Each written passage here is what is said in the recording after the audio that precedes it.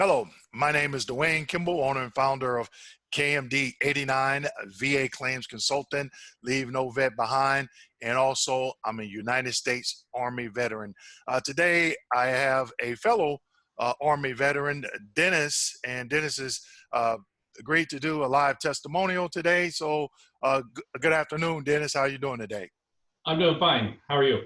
Yeah, I can't complain. It's almost Christmas, and got about one more gift to purchase, and so I'm tired Yeah, of spending money. But other I than get that, that. doing pretty good. It's kind of a chill spell this morning here in Florida, so that's not always a bad thing, but because it's going to heat up here Yeah, in the next couple of months. So, all I'm right. sure. So, Dennis, you told me, you stated earlier during our conversations that you are an Army veteran, Right. and uh, you are a retired Army veteran. But just wanted to ask you today, uh, get a little bit of feedback from you. And, this video I'll post on my YouTube channel and my, um, I'm sorry, my website, my company's Sure. website.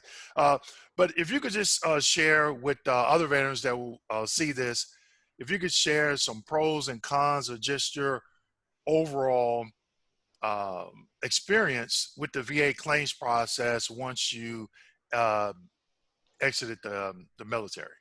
Sure. Well, Dwayne said, I retired in 2017 from the well, not from the active duty, but from the reserves. In my career, I did a little active duty time, National Guard time, and reserve time. So that creates its own problems. But my once I retired, I filed for what I believed I was entitled to. Got some of it, not very much of it.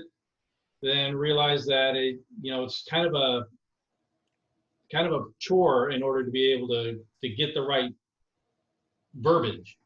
So I went to a VSO, the local VSO, and they did help a little bit. But it got to a point where they were like, "Well, you've got enough. Just let it go." And I was like, "No, not yet." So that's when I contacted Dwayne, and from there we got it where it needed to be. Right. And, I hear that a lot, Dennis. Individuals, retiring or ETSing from the military, and they reach out to different organizations, which is fine. But one thing that I hear that's a common denominator amongst veterans is the lack of education, whether it be uh, in general as it pertains to the overall VA claims process, or as you mentioned, the verbiage, the wording. And that leads me to my next question.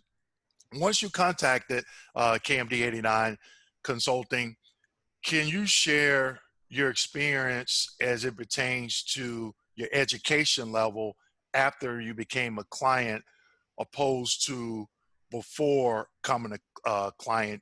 How were we able to educate you? What did you see as some of the pros from the education that we provided?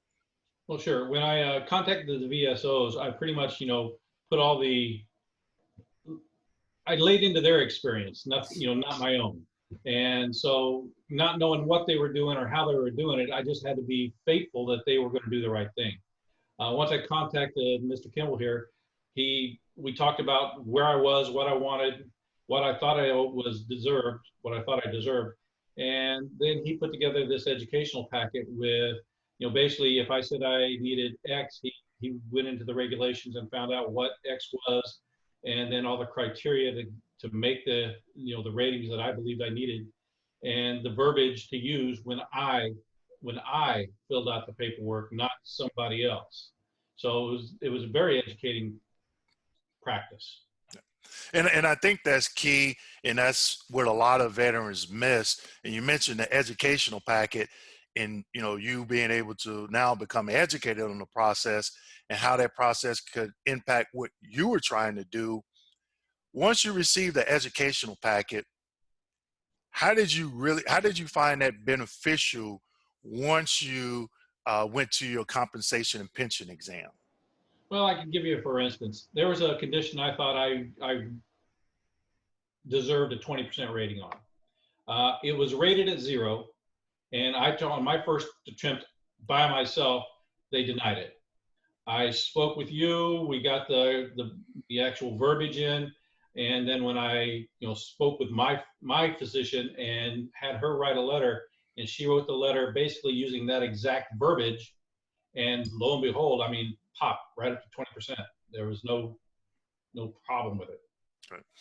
So you found, the educational packet definitely to be beneficial, especially, once you got to the CMP exam. And I've shared, in my YouTube videos, my personal experience with the 4 CMP exams that I had.